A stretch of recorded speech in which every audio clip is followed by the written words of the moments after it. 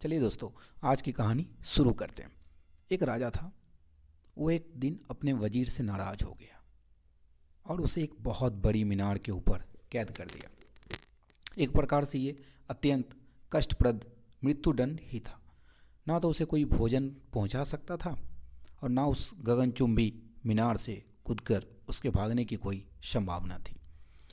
जिस समय उसे पकड़कर मीनार पर ले जाया जा रहा था, लोगों ने देखा कि वो जरा भी चिंतित और दुखी नहीं है, उल्टे सदा की भांति आनंदित और प्रसन्न है। उसकी पत्नी ने रोते हुए उसे विदा दी और पूछा, तुम इतने प्रसन्न क्यों? उसने कहा, यदि रेशम का एक बहुत पतला धागा भी मेरे पास पहुंचाया जा सकता तो मैं स्वतंत्र हो जाऊंगा। क्या इतना सा काम भी तुम नहीं कर सकोगी?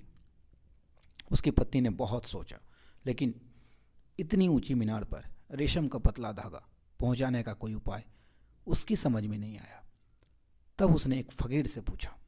फकीर ने कहा, व्रिंग नाम के कीड़ी को पकड़ो, उसके पैरों में रेशम के धागे को बांध दो और उसकी मूछों के बालों पर शहद की एक बूंद रखकर उसका मुंह चोटी की ओर करके मीनार पर छोड़ दो।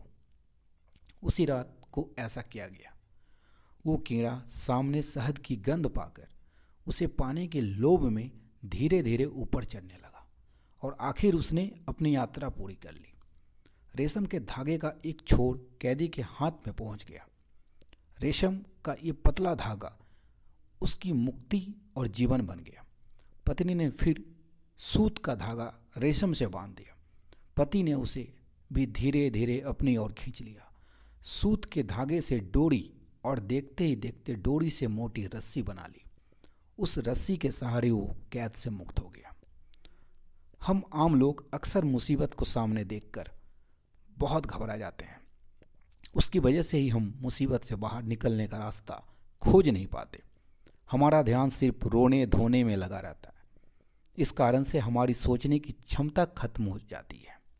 यदि हम गौर करेंगे तो पाएंगे कि ऐसी कोई समस्या नहीं है जिससे बाहर निकलना ना जा सके।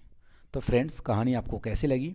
अगर अच्छी लगी तो लाइक करें, शेयर करें एंड चैनल पर नए हैं तो चैनल को सब्सक्राइब करें। मिलते हैं अगली कहानी के साथ। तब तक अपना ख्याल रखें। धन्यवाद।